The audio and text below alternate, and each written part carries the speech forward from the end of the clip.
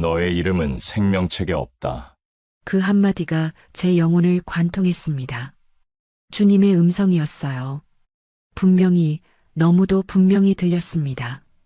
심장이 멎은 병원 침대 위에서 말입니다. 저는 김은주, 나이 47입니다.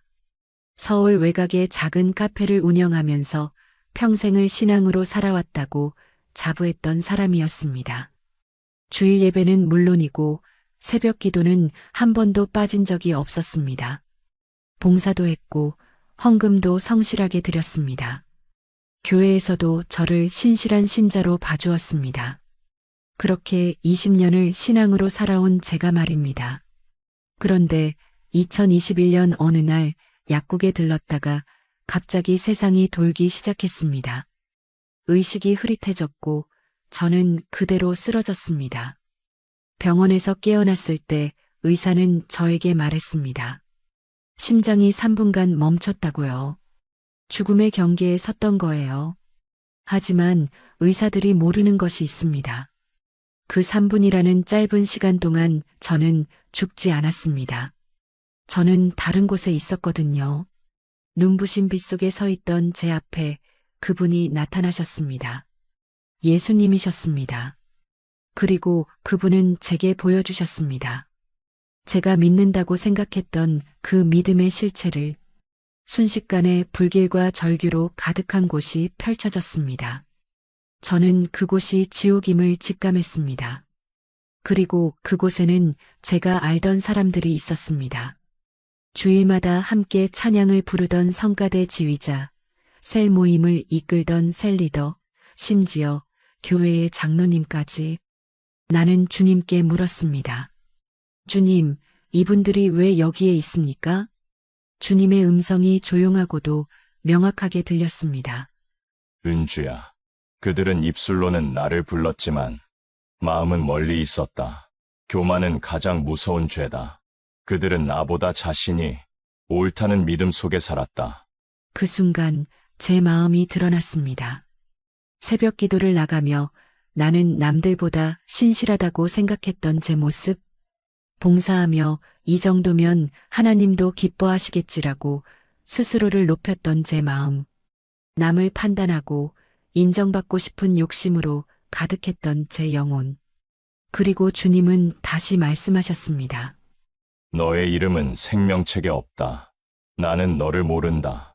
그 말씀에 제 영혼은 끝없는 어둠 속으로 떨어지고 있었습니다. 그런데 그때 예상치 못한 일이 일어났습니다.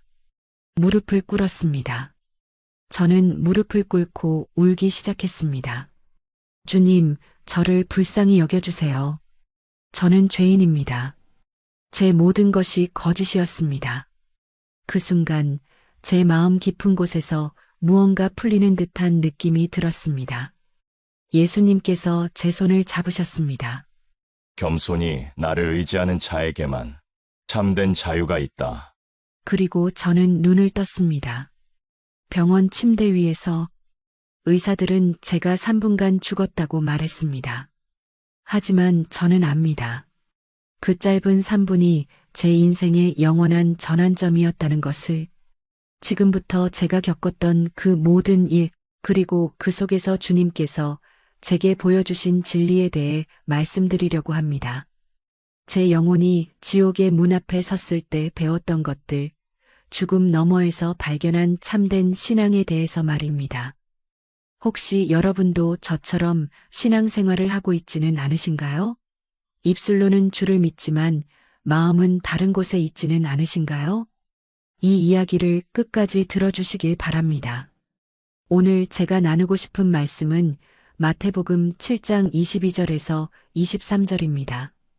그날에 많은 사람이 나더러 이르되 주여 주여 우리가 주의 이름으로 선지자 노릇하며 주의 이름으로 귀신을 쫓아내며 주의 이름으로 많은 기적을 행하지 아니하였나이까 하리니 그때에 내가 저희에게 밝히 말하되 나는 너희를 알지 못하니 불법을 행하는 자들아 내게서 떠나가라 하리라. 여러분, 이 말씀이 얼마나 무서운 말씀인지 아실까요? 가장 두려운 것은 지옥이 아니라 주님께서 우리를 모르신다는 것입니다.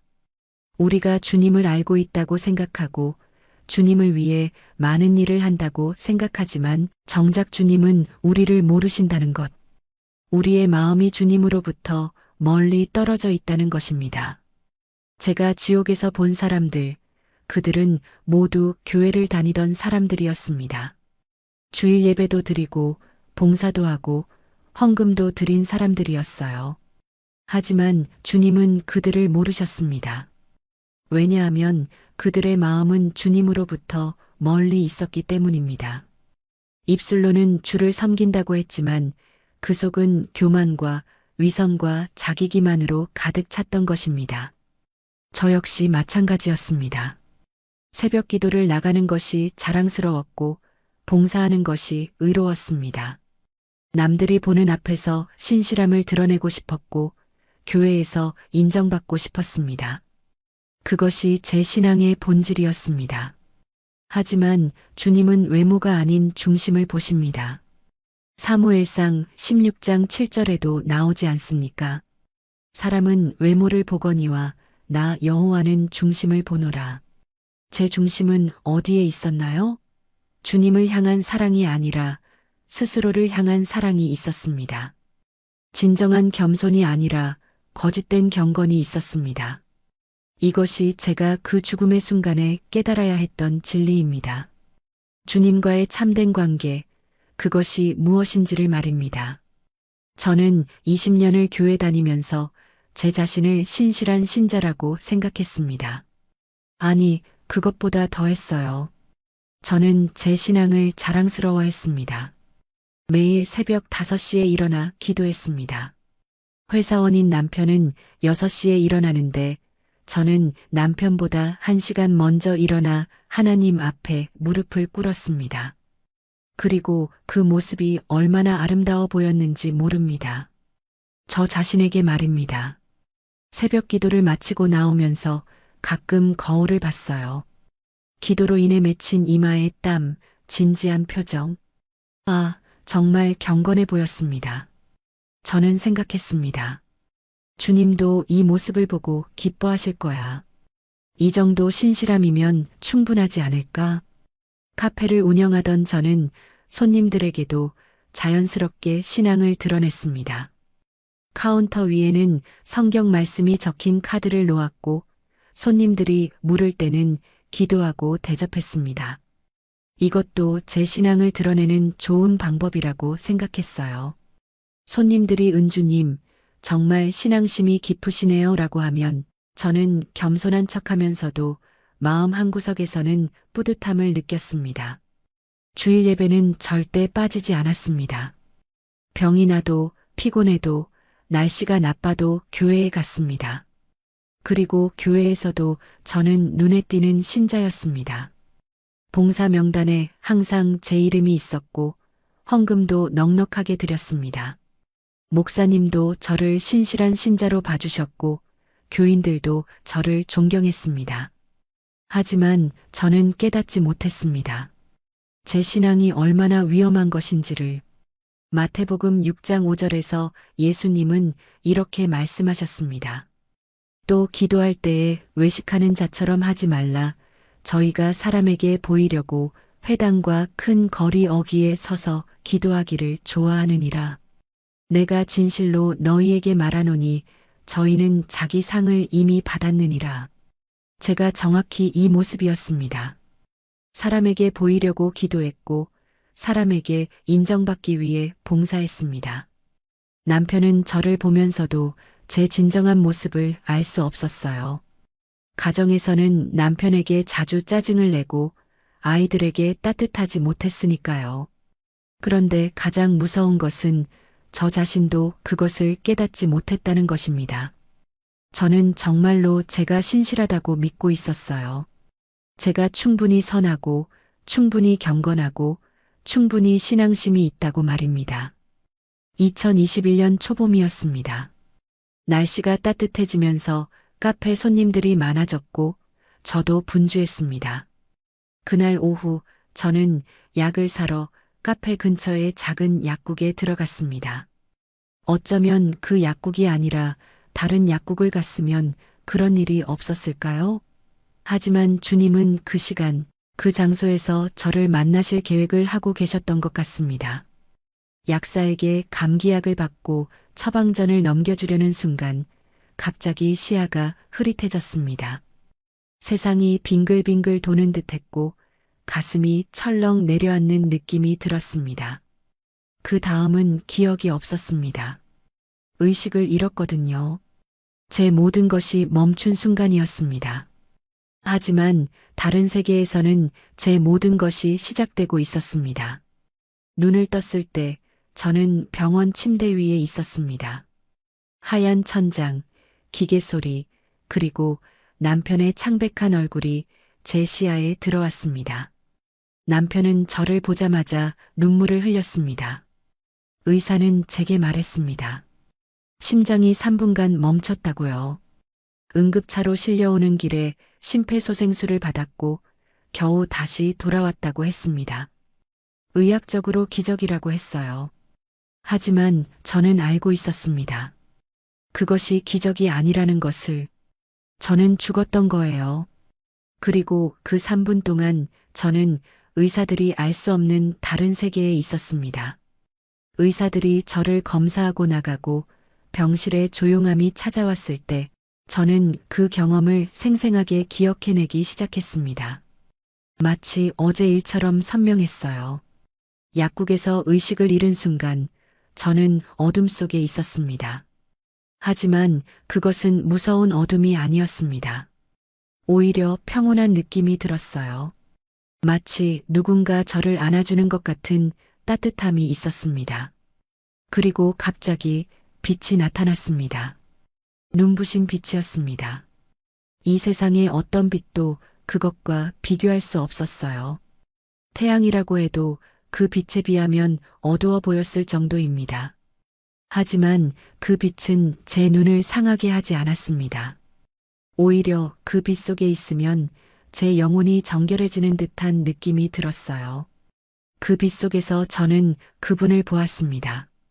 예수님이셨습니다. 저는 그분을 어떻게 알았을까요? 누군가 저에게 말해준 것도 아닌데 직관적으로 알았습니다. 그것이 주님이라는 것을, 그 빛, 그 임재, 그 거룩함, 모든 것이 그분을 증거했습니다. 주님은 제게 다가오셨고 제 눈을 바라보셨습니다. 그 눈빛 속에는 사랑도 있었고 동시에 두려움도 있었습니다. 거룩함도 있었고 우리의 죄를 꿰뚫어 보는 심판도 있었습니다. 주님은 저에게 말씀하셨습니다. 은주야, 내가 보여줄 것이 있다. 그 음성은 이 세상 어떤 음성도 아니었습니다. 귀로 듣는 것이 아니라 제 영혼이 직접 받아들이는 음성이었어요. 따뜻하고도 엄중했습니다. 내가 믿는다고 생각했던 그 믿음의 실체를 보아야 한다. 그 순간 저는 그 빛에서 벗어나게 되었습니다. 마치 누군가 제 손을 잡고 어딘가로 이끌어가는 것 같았어요. 그리고 제 앞에 펼쳐진 것은 지옥이었습니다. 불길이 하늘을 태우듯이 치솟았고 그 속에서 절규하는 소리가 들려왔습니다. 사람들이 고통스러워하며 울부짖는 소리였어요. 너무나 처절했습니다. 이 세상에서 들을 수 없는 절망의 울음이었습니다. 저는 무서웠습니다. 내 몸이 떨렸어요. 이것이 진짜인가 싶었습니다. 그런데 그 순간 저는 알았습니다. 이것이 진짜라는 것을. 그리고 그곳에서 저는 사람들을 보기 시작했습니다. 교회에서 함께 예배드렸던 성가대 지휘자가 있었습니다. 그분은 얼마나 은혜 있는 찬양을 인도했던 사람입니까? 매주 주일마다 제 눈물을 자아냈던 그 찬양 말입니다. 셀 모임의 리더도 있었습니다. 그분은 매주 목요일마다 우리 집에 와서 기도해주고 말씀을 나누던 분이었어요. 신학교까지 다녔던 분입니다. 그리고 교회의 장로님도 보였습니다.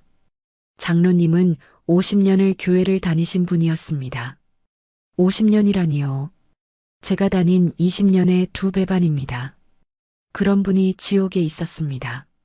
저는 주님께 물었습니다.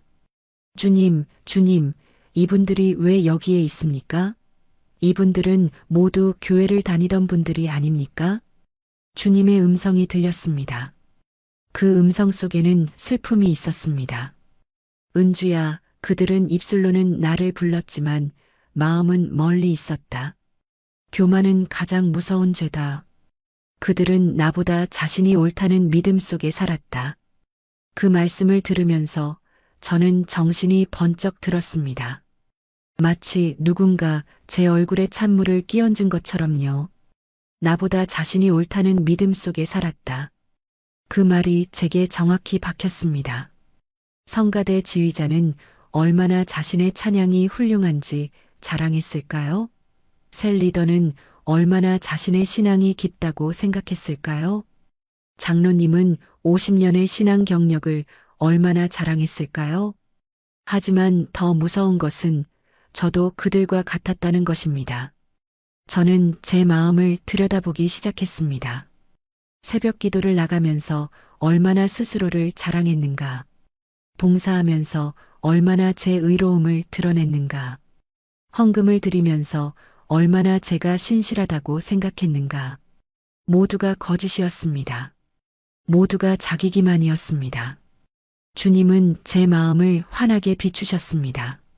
마치 강한 손전등으로 어두운 구석을 밝히듯이요. 거기에는 남을 판단하는 마음이 있었습니다. 교회에서 열심히 다니지 않는 사람들을 보며 제가 얼마나 비판했던가요? 남편이 새벽 기도에 안 나가는 것을 보면서 얼마나 못마땅해 했나요? 거기에는 인정받고 싶은 욕심이 있었습니다. 손님들 앞에서 신앙을 드러내고 교회에서 제 헌신을 뽐내고 남편 앞에서도 제가 얼마나 경건한지 보여주고 싶었던 욕심이요. 거기에는 거짓된 겸손이 있었습니다. 칭찬받으면 아니요, 저는 그런 사람이 아닙니다라고 말했지만 마음은 얼마나 기뻐했는가요? 제 영혼 깊은 곳에서 자부심이 솟아올랐습니다. 거기에는 위선이 있었습니다. 교회에서는 경건하고 가정에서는 짜증을 내고 카페에서는 친절하고 있는 척했습니다. 모두가 다른 얼굴을 하고 있었어요. 그리고 가장 무서운 것은 저는 모든 것이 당연하다고 생각했다는 것입니다. 이것이 신앙이라고 생각했습니다. 이것이 경건이라고 생각했습니다. 이것이 하나님을 섬기는 것이라고 생각했어요. 로마서 10장 21절에 나오는 말씀이 있습니다. 이사야가 매우 담대하여 이르되 나를 찾지 아니한 자들에게 나를 찾은 바 되고 나를 묻지 아니한 자들에게 나타났노라 하였으되 순종하지 아니하는 백성에게는 종일 내 팔을 벌렸노라 하셨느니라. 주님은 제 팔을 벌리고 계셨습니다. 계속해서 제게 손을 내밀고 계셨습니다. 하지만 저는 주님의 음성을 듣지 못했습니다. 아니, 듣지 않으려고 했습니다. 제 자신의 목소리에만 귀를 기울였거든요. 그리고 이제 저는 지옥 앞에 서 있었습니다. 주님은 제 마음을 비추고 계셨습니다. 제 영혼의 모든 것이 드러났어요. 숨길 곳이 없었습니다. 주님 앞에서는 거짓을 지을 수 없었습니다. 제가 새벽 기도를 나갈 때의 마음, 봉사할 때의 마음, 헌금을 드릴 때의 마음, 모든 것이 투명하게 보였습니다. 제 영혼 깊숙한 곳에 자리 잡은 자기기만, 위선, 교만, 그것들이 마치 검은 그을음처럼 제 영혼을 더럽히고 있었습니다. 저는 무서웠습니다. 정말로 무서웠습니다. 이제 어떻게 되는 걸까요? 주님이 저를 어떻게 심판하실까요? 지옥으로 보내실까요? 제 가슴은 철렁 내려앉았습니다. 그때였습니다. 주님이 제게 물으셨습니다. 주님의 음성이 제 영혼을 관통했어요. 은주야, 넌 나를 사랑하는가? 그 질문 앞에서 저는 아무 말도 할 수 없었습니다. 제가 주님을 사랑한다고 할 수 있을까요? 제가 한 모든 것이 사랑이 아니었는데요. 제가 한 모든 것이 자기 자신을 위한 것이었는데요. 주님은 다시 말씀하셨습니다. 내가 나를 사랑한다면 왜 내 말을 듣지 않았는가? 왜 내 뜻을 구하지 않았는가? 왜 자신의 의로움만 추구했는가? 그 말씀이 제 가슴을 내려찍었습니다. 주님은 계속하셨습니다. 나는 너를 보내며 선지자들을 보냈다. 내 말씀을 통해 너에게 계속 말했다. 하지만 넌 듣지 않았다. 넌 내 자신만 보았다. 그 순간 저는 깨달았습니다. 주님이 제게 말씀하신 많은 순간들이 떠올랐어요. 설교 시간에 목사님이 말씀하신 것들, 형제자매들이여 자기 기만에 빠지지 마십시오라는 말씀. 하지만 저는 그것이 저를 말하는 것이라고 생각하지 않았습니다. 그것은 옆 사람을 말하는 거라고 생각했어요.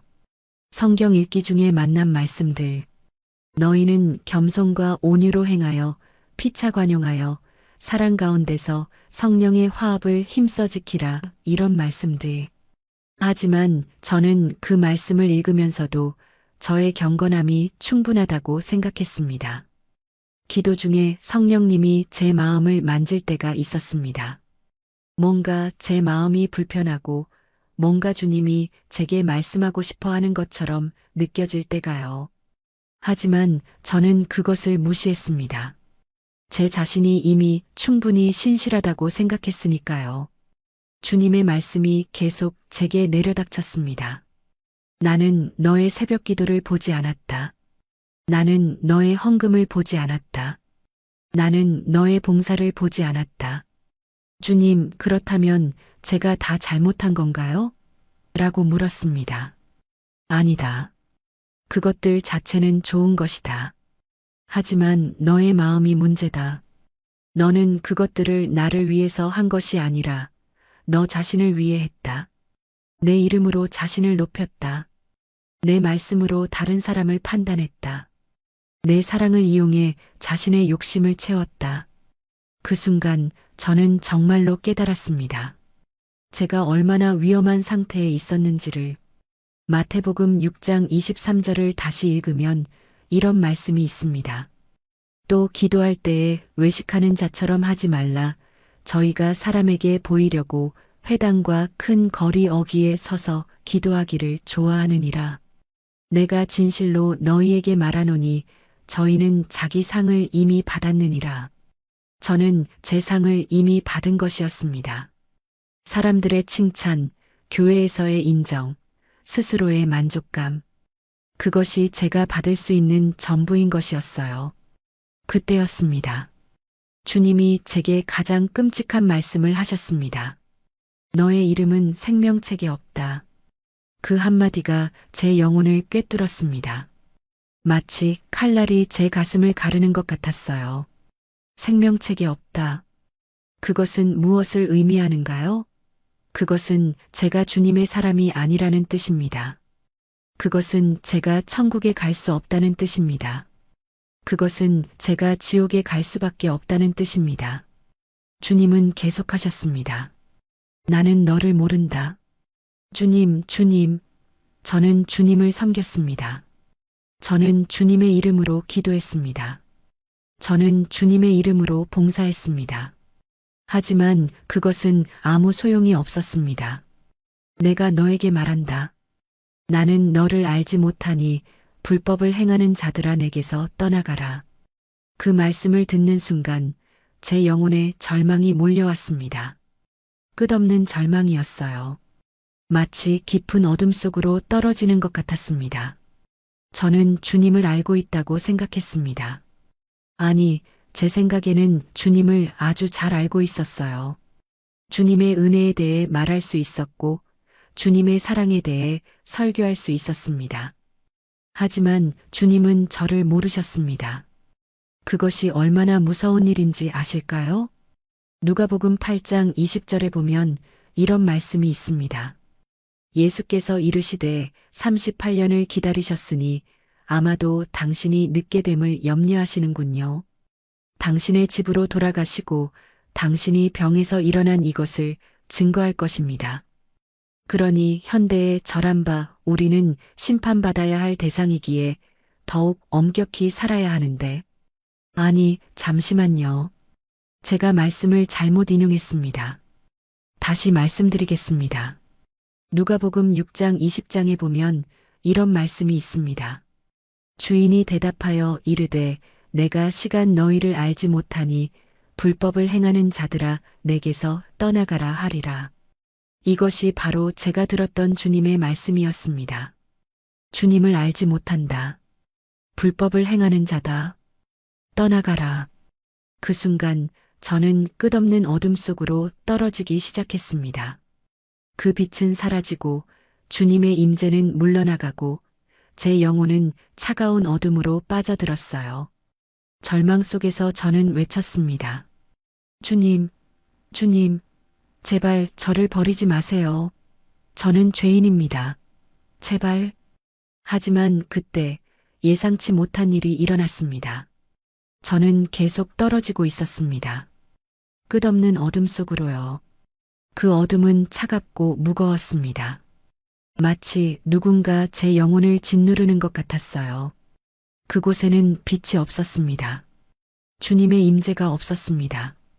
오직 절망만 있었습니다. 저는 그제야 알았습니다. 이것이 진짜 죽음이라는 것을, 육신의 죽음이 아니라 영혼의 죽음이라는 것을. 로마서 6장 23절에 이런 말씀이 있습니다. 죄의 삭은 사망이요 하나님의 은사는 그리스도 예수 우리 주 안에 있는 영생이니라. 제가 받을 것은 사망입니다. 영원한 사망이었어요. 주님으로부터 영원히 떨어지는 것. 그것이 지옥의 본질입니다. 불과 고통만이 아닙니다. 주님의 임재로부터 영원히 떨어지는 것. 그것이 가장 무서운 형벌입니다. 저는 비명을 질렀습니다. 절망 속에서요.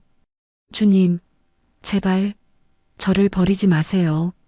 하지만 아무도 저를 도울 수 없을 것 같았습니다.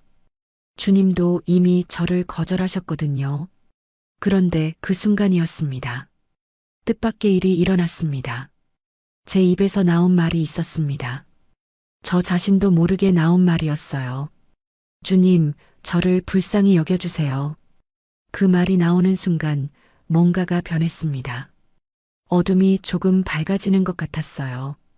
아주 작은 빛이 그 절망의 어둠을 뚫고 들어왔습니다. 주님, 저는 죄인입니다. 그 말을 하는 순간 그 빛이 더 커졌습니다. 제 모든 것이 거짓이었습니다. 제 모든 것이 죄였습니다. 그 순간 제 무릎이 구부러졌습니다. 저는 그 어둠 속에서 무릎을 꿇었어요. 영혼의 무릎을 말입니다. 그리고 울기 시작했습니다. 진정한 회개의 울음이었습니다. 주님, 저를 용서해 주세요. 저는 주님을 배반했습니다. 저는 주님을 내 입술로만 섬겼습니다. 제 마음은 주님으로부터 멀리 있었습니다. 저는 죄인입니다. 주님 앞에서 죄인입니다. 그 순간 빛이 다시 나타났습니다. 처음에 본 그 눈부신 빛이었습니다. 하지만 이번에는 그 빛이 무섭지 않았습니다.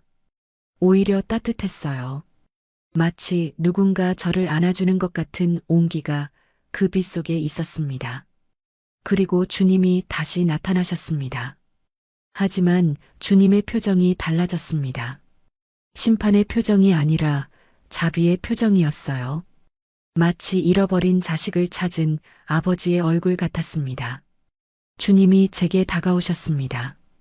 그리고 제 손을 잡으셨습니다. 은주야, 돌아왔구나. 그 한마디가 제 영혼을 녹였습니다. 눈물이 쏟아져 나왔어요. 주님은 계속하셨습니다. 너는 지금 깨달았다. 내 모든 의로움은 더러운 것이었다는 것을, 내 모든 신앙은 거짓이었다는 것을. 예, 주님. 제가 너무 어리석었습니다. 어리석은 것이 아니다. 너는 자기 기만에 빠져 있었다. 많은 사람이 그러하다. 자신의 의로움으로 충만해서 자신이 충분하다고 생각한다. 그것이 가장 무서운 죄다. 주님이 제 얼굴을 들어 올리셨습니다. 하지만 너는 깨달았다. 너는 무릎을 꿇었다. 너는 회개했다. 주님, 제가 어떻게 해야 합니까? 제 모든 것이 거짓입니다. 제 신앙도 거짓이고, 제 경건함도 거짓이고, 제 사랑도 거짓입니다. 주님이 미소 지으셨습니다. 그 미소 속에는 사랑과 자비가 있었습니다. 그렇기 때문에 넌 살 수 있다. 너의 의로움이 없기 때문에 넌 내 의로움을 입을 수 있다. 너의 거짓이 드러났기 때문에 넌 내 진리를 알 수 있다. 주님은 제 손을 더 강하게 잡으셨습니다. 겸손히 나를 의지하는 자에게만 참된 자유가 있다. 이제 넌 겸손함을 배웠다. 이제 넌 나만을 의지해야 한다. 그것이 참된 신앙이다. 그 순간 저는 깨달았습니다. 진정한 신앙이 무엇인지를. 신앙은 제 자신의 의로움이 아닙니다. 신앙은 주님을 아는 것입니다. 주님의 사랑을 아는 것입니다. 주님을 완전히 의지하고 주님 앞에서 자신을 비우는 것입니다. 로마서 3장 28절에 이런 말씀이 있습니다. 그러므로 우리가 믿음으로 말미암아 의롭다 하심을 얻었으니 우리 주 예수 그리스도로 말미암아 하나님과 화평을 누리자. 제가 의로운 것이 아닙니다. 예수님이 의로우신 것입니다. 제가 할 수 있는 것은 그 의로움을 받아들이고 주님을 의지하는 것뿐입니다. 주님이 제게 말씀하셨습니다. 내가 이 깨달음을 얻었으니 돌아가거라. 돌아가서 내가 너에게 보여준 것을 증거하거라. 많은 사람이 너처럼 자기 기만에 빠져 있다. 많은 사람이 입술로 나를 믿지만 마음은 다른 곳에 있다. 그들에게 이 진리를 전하거라. 겸손함 없는 신앙은 죽은 신앙이라는 것을. 주님, 저는 이 모든 것을 어떻게 증거할 수 있겠습니까? 누가 저를 믿겠습니까? 그것은 너의 책임이 아니다. 너는 증거하기만 하면 된다. 그 말씀을 받아들일 사람은 받아들일 것이고 거절할 사람은 거절할 것이다. 그것은 내 일이다. 너는 오직 성실하게 증거하면 된다. 그 순간 빛이 더 밝아졌습니다. 그 밝음 속에서 저는 주님의 얼굴을 또렷하게 보았어요. 그 얼굴에는 사랑과 긍휼과 진리가 담겨 있었습니다. 가거라, 은주야. 가서 살거라. 가서 증거하거라. 그리고 빛이 점점 사라지기 시작했습니다. 주님의 임재가 물러나가고 있었어요. 하지만 이번에는 두렵지 않았습니다. 오히려 마음에 평안이 있었습니다. 주님, 감사합니다. 감사합니다. 제 입에서 그 말만 흘러나왔습니다. 그리고 저는 깨어났습니다. 병원 침대 위에서요. 병원 침대에서 깨어났을 때 가장 먼저 느낀 것은 남편의 손이었습니다. 남편이 제 손을 꼭 잡고 있었어요. 그리고 눈물을 흘리고 있었습니다. 의사들은 저를 보자마자 놀라워했습니다. 의학적으로 심장이 3분 이상 멈춘 사람이 이렇게 빨리 정상 상태로 돌아오는 것은 드물다고 했어요. 신경학적 손상이 있을 수 있다고도 했습니다. 하지만 검사 결과 저는 완벽히 정상이었습니다. 의사는 웃으며 말했습니다. 정말 기적입니다. 당신은 정말 운이 좋으신 분입니다. 하지만 저는 의사의 말에 동의할 수 없었습니다. 이것이 운이 아니라는 것을 저는 알고 있었거든요. 이것은 주님의 긍휼입니다. 제 영혼을 구원하기 위해 주님이 주신 마지막 기회였습니다. 남편은 제게 물었습니다. 은주, 그동안 정신이 없었어? 의사 말로는 심장이 멈췄다고 했어. 저는 대답했습니다. 네, 정신이 없었어요. 그것이 저의 첫 거짓말이었습니다. 아니, 그것은 거짓말이 아니었습니다. 저는 정신을 잃었으니까요. 하지만 동시에 저는 가장 명확한 의식을 가지고 있었습니다. 주님 앞에서요. 병원에 있는 동안 저는 계속 그 경험을 되짚어 보았습니다. 꿈은 아닐까? 환각은 아닐까? 하지만 아무리 생각해도 그것은 현실이었습니다. 너무나 생생했고, 너무나 명확했고, 너무나 변화시키는 경험이었습니다. 이제 저는 다른 사람이었습니다. 겉모습은 같지만 영혼은 완전히 바뀌었어요. 마치 뱀이 허물을 벗듯이 저는 제 거짓된 신앙의 껍질을 벗었습니다. 병원에서 나온 후 저는 교회에 가야 할지 말아야 할지를 많이 고민했습니다. 교회에 가면 어떻게 해야 할까요? 사람들이 저를 어떻게 볼까요? 제가 심장마비로 죽었다가 살아났다는 것을 알면 그들이 저를 기적의 사람으로 볼 것 같았어요. 하지만 저는 깨달았습니다. 제가 걱정하는 것이 바로 제 옛 모습이라는 것을, 사람들이 저를 어떻게 보는지가 중요한 것이 아닙니다. 주님이 저를 어떻게 보시는지가 중요합니다. 주일 예배날 저는 교회에 갔습니다. 사람들은 저를 환영했습니다. 기적적으로 살아난 사람처럼 대했어요. 성가대 지휘자는 저를 안아주며 축복해 주었습니다. 셀리더는 제게 무엇을 경험했는지 물었습니다. 교인들은 저를 신기하게 바라봤습니다. 그 모든 반응이 제게는 이제 다르게 들렸습니다. 저는 그들이 저를 신앙의 모델로 보는 것 같은 느낌을 받았어요. 예배가 끝나고 저는 목사님을 찾아갔습니다. 목사님, 저는 목사님과 대화하고 싶습니다. 목사님은 저를 집무실로 이끌었습니다. 목사님, 저는 20년을 신앙생활했다고 생각했습니다. 하지만 제 신앙은 거짓이었습니다. 목사님은 저를 바라보셨습니다. 어떻게 그렇게 생각하십니까? 저는 제 경험을 목사님께 말씀드렸습니다. 물론 모든 것을 다 말할 수는 없었습니다. 하지만 핵심은 전했어요. 저는 주님 앞에서 제 모든 거짓을 받습니다.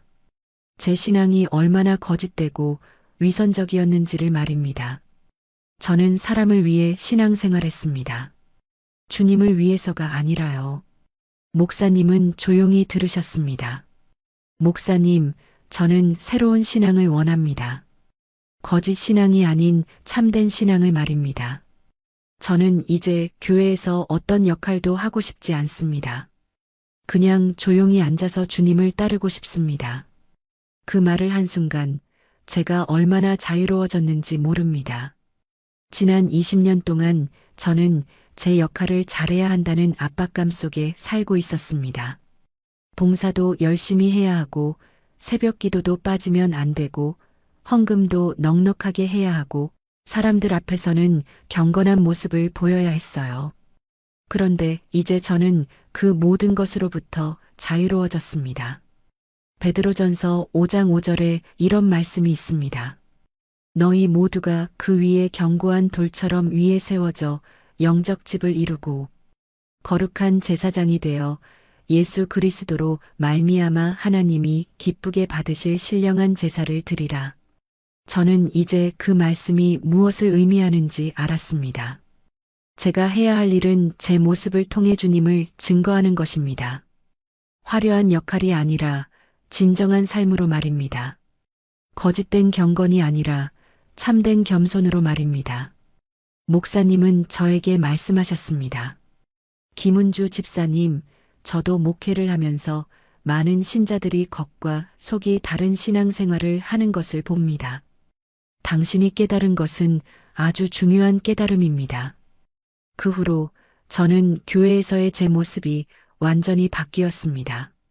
새벽 기도는 여전히 나갑니다. 하지만 이제는 남편이 보는 앞에서 거울을 보지 않습니다. 새벽 기도는 주님을 위한 것이지 제 자신을 위한 것이 아니니까요. 봉사도 합니다. 하지만 이제는 누가 나를 보고 있는지 신경 쓰지 않습니다.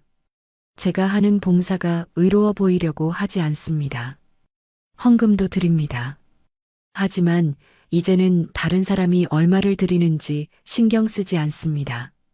제가 다른 사람과 비교되지 않기 위해 많이 드리려고 하지 않습니다. 가정에서도 변화가 있었습니다. 남편은 저의 변화를 보고 놀라워했습니다. 새벽 기도에서 돌아온 제가 더 이상 피곤한 척하지 않았거든요. 오히려 경건함이 느껴진다고 했어요. 남편도 함께 교회에 나가고 싶다고 말했습니다. 가장 큰 변화는 제 마음이 비워진 것입니다. 지난 20년 동안 제 마음은 항상 뭔가로 가득 차 있었습니다. 인정받고 싶은 욕심, 다른 사람을 판단하는 교만, 제 의로움을 자랑하고 싶은 욕망. 그것들이 제 영혼을 짓눌렀어요. 하지만 이제 저는 그 모든 것을 내려놓았습니다. 제 마음이 비워졌고 그 자리에 주님의 사랑이 들어왔습니다. 빌립보서 2장 6절에서 2장 7절까지 이런 말씀이 있습니다. 그러므로 너희 안에 이 마음을 품으라. 곧 그리스도 예수의 마음이니 그는 근본 하나님의 몸이시나 하나님과 동등함을 취할 것으로 여기지 아니하시고 오히려 자기를 비워 종의 형체를 가지사 사람들과 같이 되셨고 이제 저는 이 말씀의 의미를 깨달았습니다. 예수님은 자신을 비우셨습니다. 자신의 권리를 버리시고 자신의 의로움을 드러내지 않으시고 오직 주 하나님의 뜻만 따르셨습니다. 저도 이제 제 자신을 비워야 합니다. 제 의로움을 버려야 합니다. 제 욕심을 내려놓아야 합니다. 그리고 오직 주님만을 따르며 살아가야 합니다. 카페도 변했습니다. 처음에는 신앙을 드러내기 위해 성경 말씀 카드를 놓았었는데 이제는 그렇게 하지 않습니다. 손님들에게 묻지 않아도 자연스럽게 주님의 사랑이 전해질 수 있도록 말입니다. 제 삶으로 증거하는 것입니다. 제 친절함으로, 제 진실함으로, 제 겸손함으로 말입니다. 한 손님이 저에게 말한 적이 있습니다. 은주님, 요즘 정말 달라졌어요. 뭔가 더 편해 보여요. 그 말을 들었을 때 저는 기뻤습니다. 제가 거짓을 벗어났다는 것을 사람들이 알아차렸다는 뜻이니까요. 이제 저는 확신을 가지고 말할 수 있습니다. 참된 신앙은 겉으로 드러나는 것이 아닙니다. 참된 신앙은 주님과의 깊은 관계 속에서 자연스럽게 나타나는 것입니다. 참된 신앙은 제 의로움을 자랑하는 것이 아니라 제 자신의 부족함을 인정하고 주님께만 의지하는 것입니다. 갈라디아서 2장 20절에 이런 말씀이 있습니다. 내가 그리스도와 함께 십자가에 못 박혔나니 그러므로 이제는 내가 사는 것이 아니요 오직 내 안에 그리스도께서 사시는 것이라. 이제 내가 육체 가운데 사는 것은 나를 사랑하자 자기 몸을 버리신 그 아들 하나님의 믿음 안에 사는 것이라. 이것이 제가 지금 살고 있는 방식입니다. 더 이상 저는 살지 않습니다. 오직 주님만이 제 안에서 사십니다. 이제 저는 매일을 다르게 삽니다. 매일 아침 새벽 기도를 나갈 때 저는 주님께 기도합니다. 주님, 오늘 저를 통해 주님의 진리를 나타내 주십시오. 저를 도구로 사용해 주십시오. 그리고 그날 하루를 살면서 저는 제가 만나는 사람들에게 무언의 증거를 합니다. 제 모습으로, 제 말로, 제 행동으로 말입니다. 가끔 카페에 오는 손님들이 저에게 묻습니다. 은주님, 요즘 정말 밝아 보여요. 뭔가 달라졌어요. 뭐 좋은 일 있었어요? 저는 웃으면서 대답합니다. 예, 좋은 일이 있었어요. 저는 죽었다가 다시 살아났어요. 손님들은 처음에는 농담인 줄 알고 웃습니다. 하지만 제 얼굴을 자세히 보면 저 말이 거짓이 아니라는 것을 알 수 있어요. 그러면 저는 천천히 그러나 담대하게 제 이야기를 나누기 시작합니다. 약국에서 쓰러진 일, 심장이 멎었던 일, 그리고 가장 중요한 것, 주님을 만난 일 말입니다. 모든 사람이 저의 이야기를 신기하게 여깁니다. 어떤 사람은 의심합니다. 그런 일이 있을 수 있나요? 어떤 사람은 심각하게 듣습니다. 어떤 사람은 눈물을 흘립니다. 하지만 가장 놀라운 것은 제 이야기를 들은 사람들이 변하기 시작한다는 것입니다. 한 손님은 저의 이야기를 듣고 교회에 다니기 시작했습니다. 그분은 20년을 교회에 다녔지만 정말로 하나님을 믿은 것이 아니었다고 했어요. 제 이야기를 들으면서 자신도 제 같은 거짓된 신앙을 하고 있다는 것을 깨달았다고 합니다. 또 다른 손님은 저의 이야기를 들은 후 자신의 자녀에게 전했습니다. 그 자녀는 지금 대학생인데 신앙이 없었다고 합니다. 하지만 제 이야기를 통해 주님의 현실성을 느꼈고 이제 교회에 나가고 있다고 해요. 저는 이제 확실합니다. 주님이 저를 살린 이유가 이것이었다는 것을요. 제가 죽지 않았다면 저는 계속 제 거짓된 신앙 속에서 살았을 것입니다. 그리고 지옥으로 갔을 것입니다. 하지만 주님은 저를 불쌍히 여기셨고 저에게 마지막 기회를 주셨습니다. 그것은 단순히 제 생명을 구하기 위한 것이 아니라 제 영혼을 구하고 더 나아가 다른 영혼들을 구하기 위함이었습니다. 요한복음 3장 16절에 이런 말씀이 있습니다. 하나님이 세상을 이처럼 사랑하사 독생자를 주셨으니 이는 그를 믿는 자마다 멸망하지 않고 영생을 얻게 하려 하심이라. 주님은 우리를 사랑하십니다. 그 사랑은 우리를 심판하기 위한 것이 아니라 우리를 구하기 위한 것입니다. 하지만 그 구원은 우리가 주님을 진정으로 믿을 때 우리의 것이 됩니다.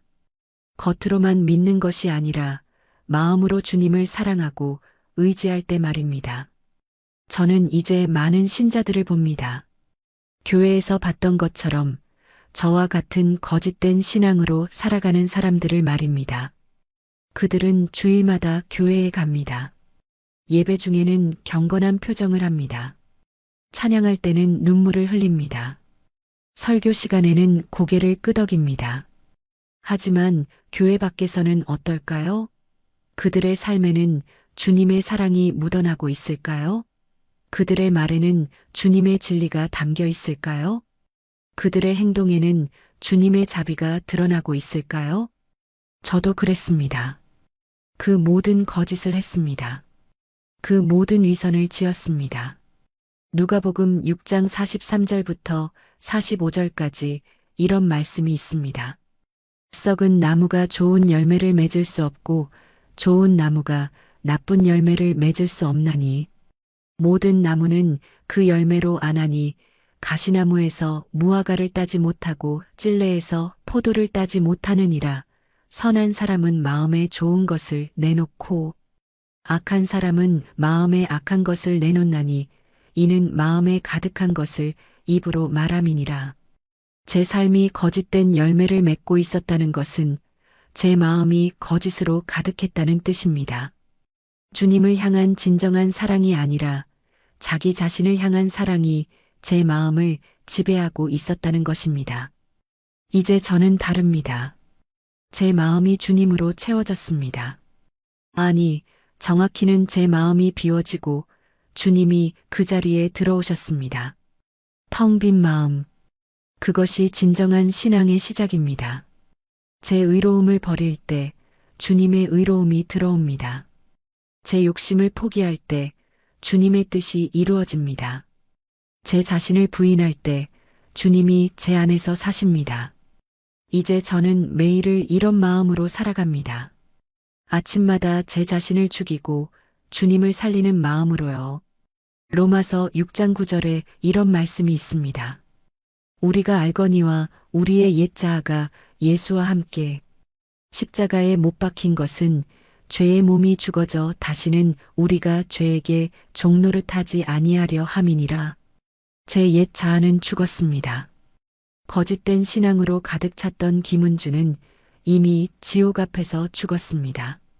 이제 제 안에 사는 것은 주님입니다. 가끔 저는 이렇게 기도합니다. 주님, 저를 도구로 사용해 주십시오. 저는 아무것도 아닙니다. 저는 거짓뿐입니다. 하지만 주님은 진리입니다. 주님의 진리가 저를 통해 흘러나가게 해 주십시오. 제 말이 아니라 주님의 말씀이 사람들의 귀에 들어가게 해 주십시오.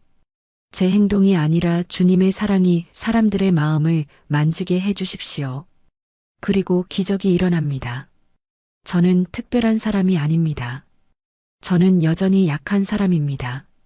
여전히 죄를 짓고, 여전히 실수하고, 여전히 약해집니다. 하지만 제가 주님 앞에서 그 모든 것을 인정할 때 주님의 은혜가 흘러나옵니다. 디모데후서 2장 15절에 이런 말씀이 있습니다. 너는 부끄러움 없이 하나님 앞에서 인정된 자로 자신을 하나님께 드리기를 힘쓰라. 진리의 말씀을 옳게 분별하는 일꾼으로 인정된 자가 되도록 힘쓰라. 이제 저는 이 말씀대로 살고 있습니다. 부끄러움 없이 제 약함을 드러내고 제 옛 모습을 증거하고 주님의 구원 역사를 나누고 있습니다. 여러분, 혹시 여러분도 저처럼 신앙생활을 하고 있지는 않으신가요? 입술로는 주를 믿지만 마음은 다른 곳에 있지는 않으신가요? 교회에서는 경건하지만 세상에서는 다르지 않으신가요? 사람들 앞에서는 신실한 척하지만 혼자 있을 때는 어떠신가요? 제가 겪은 지옥이 현실입니다. 그곳은 정말 존재합니다. 그리고 많은 교인들이 그곳에 있었습니다. 주일마다 교회에 다니던 사람들이 말입니다. 하지만 희망도 있습니다. 회개하면 주님은 우리를 용서하십니다. 거짓을 벗고 진리로 돌아오면 주님은 우리를 받아주십니다. 겸손히 무릎을 꿇고 주님을 의지하면 주님은 우리를 구원하십니다. 빌립보서 4장 6절과 7절에 이런 말씀이 있습니다. 아무것도 염려하지 말고 오직 모든 일에 기도와 간구로 너희 구할 것을 감사함으로 하나님께 아뢰라. 그리하면 모든 지각에 뛰어난 하나님의 평강이 너희 마음과 생각을 그리스도 예수 안에서 지키리라. 주님은 우리의 평강입니다. 주님은 우리의 구원입니다. 주님은 우리의 생명입니다. 여러분도 지금 이 순간 제 말을 듣고 있다면 주님이 여러분을 부르고 계신 것입니다. 주님이 여러분의 마음을 만지고 계신 것입니다. 이 기회를 놓치지 마십시오. 거짓에서 벗어나시고 진리로 돌아오십시오. 제 이름은 김은주입니다. 저는 지옥 앞에서 죽었다가 주님의 긍휼로 다시 살아났습니다. 이제 저는 매일을 주님을 증거하는 삶으로 살고 있습니다. 여러분도 이 기회를 갖기를 원합니다. 여러분도 주님의 그 지울 수 없는 사랑을 경험하기를 원합니다. 여러분도 진정한 신앙이 무엇인지 깨닫기를 원합니다. 지금까지 제 이야기를 들어주셔서 감사합니다. 제가 겪었던 그 경험, 그 죽음과 부활의 순간들이 여러분의 마음에 어떤 울림을 줬으면 좋겠습니다. 단순한 신기한 이야기가 아니라 여러분 자신의 신앙을 돌아볼 수 있는 기회가 되기를 바랍니다. 여러분, 혹시 여러분도 제처럼 거짓된 신앙 속에 있지는 않으신가요? 혹시 주일마다 교회에 나가지만 마음이 주님으로부터 멀리 떨어져 있지는 않으신가요? 혹시 사람들 앞에서는 경건하지만 혼자 있을 때는 다른 모습을 하고 있지는 않으신가요? 만약 그렇다면 지금이 바로 변할 수 있는 기회입니다. 제가 죽음 앞에서 깨달아야 했던 것을 여러분은 살아있는 지금 바로 깨달을 수 있습니다. 이제 여러분과 함께 기도드리고 싶습니다. 주 예수님 감사합니다. 제가 이렇게 살아있을 수 있게 해주심을 감사합니다. 제가 죽음 앞에서 제 거짓을 볼 수 있게 해주심을 감사합니다. 제가 회개할 기회를 주심을 감사합니다. 제가 다시 살아나게 해주심을 감사합니다. 주님, 이 말씀을 듣고 있는 모든 청취자들을 축복해 주십시오. 그들도 제처럼 지금 이 순간 자신의 신앙을 돌아볼 수 있기를 원합니다. 그들도 거짓에서 벗어나 진리로 돌아올 수 있기를 원합니다. 그들도 참된 신앙이 무엇인지 깨달을 수 있기를 원합니다. 주님, 그들의 마음을 만져주십시오. 그들이 입술로 주님을 부르는 것이 아니라 마음으로 주님을 사랑하게 해주십시오. 그들이 사람에게 보이려고 신앙생활하는 것이 아니라 오직 주님을 향한 사랑으로 신앙생활하게 해주십시오. 만약 여기 있는 누군가가 아직 주님을 만나지 못했다면 주님을 만날 수 있게 해주십시오. 그들이 주님의 사랑을 경험하고 주님의 구원을 받을 수 있게 해주십시오. 그리고 주님, 저도 계속해서 변하게 해주십시오. 저도 계속해서 제 자신을 죽이고 주님을 살리는 삶을 살 수 있게 해주십시오. 저도 제 약함 속에서 주님의 강함을 경험하고 제 거짓에서 주님의 진리를 전할 수 있게 해주십시오. 모든 영광을 주님께 돌립니다. 주님의 이름으로 기도했습니다. 아멘. 여러분, 제 간증을 끝까지 들어주셔서 정말 감사합니다. 혹시 이 이야기가 여러분의 마음을 건드렸다면 댓글로 여러분의 생각과 느낌을 나누어 주시기를 바랍니다. 여러분의 의견이 저에게 큰 힘이 됩니다. 그리고 만약 주님을 아직 모르신다면 이 기회를 통해 주님을 만나시기를 간절히 바랍니다. 주님은 여러분을 기다리고 계십니다. 주님은 여러분을 사랑하십니다. 주님은 여러분을 구원하기를 원하십니다. 다음 간증에서 또 뵙겠습니다. 감사합니다.